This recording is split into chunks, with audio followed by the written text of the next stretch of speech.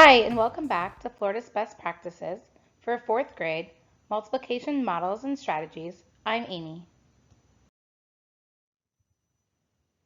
Take a look at the two images on your screen. The first one says, every time a student says, I just added a 0 to explain how they solved 6 times 10, a teacher gets a gray hair. We want students to understand why they're adding a 0 and what the purpose of that place value is, not just adding it to add it. In the second one, we know that students are exposed to so many different strategies that we want them to pick a strategy that fits them best and that they are most comfortable with. In this unit, Multiplication Models and Strategies, students will be multiplying two whole numbers up to 3 digits by 2 digits with a variety of models, including equal groups, arrays, area models, and equations based on place value and the distributive property. Students will also be multiplying two whole numbers, each up to 2 digits, using a standard algorithm. What does student learning look like in the classroom? When beginning this unit, you'll want to start with base 10 blocks. Students can model a 2-digit by a 1-digit multiplication problem using base 10 blocks and moving into an area model. Students can also take that same 2-digit by 1-digit multiplication problem and create a standard algorithm. They can connect that to what they already know about arrays and area models. Students will then use that same knowledge and move into a 2-digit by a 2-digit multiplication problem. Here we can see one being modeled with an array and each section of that array being labeled with the correct multiplication problems. Students are then transferring that into their student journal and representing different strategies. Students can then take that same 2-digit by 2-digit multiplication problem and model that using a standard algorithm. Here you can see pre-done numbers to show that standard algorithm and their place values. Students are then modeling that into their notebook. Students will also model 3-digit by 2-digit multiplication problems.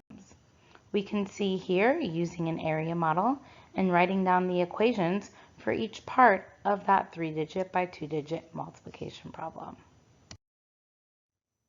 What does student learning sound like in the classroom? How can arrays be used to multiply large numbers?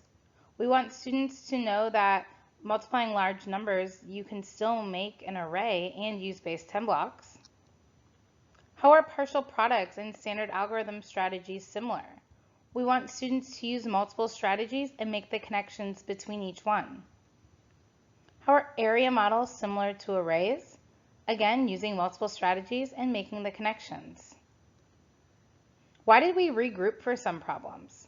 Students will be creating a standard algorithm where regrouping will be involved, so we want them to know why they regrouped. How is multiplying 3-digit numbers by 2-digit numbers similar to multiplying 3-digit numbers by 1-digit numbers?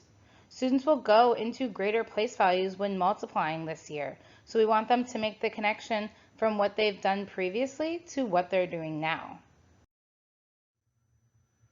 Here is some vocabulary that students will need to be familiar with in this unit. Distributive property, array, area model, equation, and product are some of the words they need to be familiar with. How will students demonstrate their knowledge? Here are some examples from STEMscopes. This is an explore activity where students have to show their array, area model, equal groups, and an equation. Here's a show what you know, multiplication models and strategies, where students are representing a standard algorithm. Here's also a fluency builder game where students can use 2 color counters to show their knowledge of factors.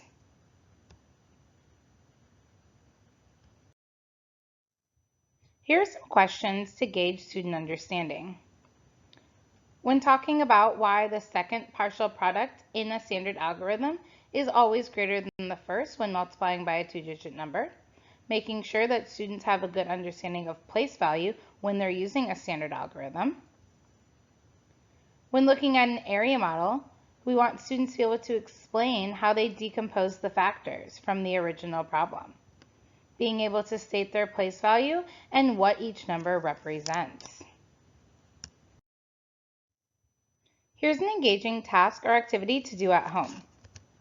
You can go look in your pantry and have students pick out a box of crackers or cookies and have them count how many are in there.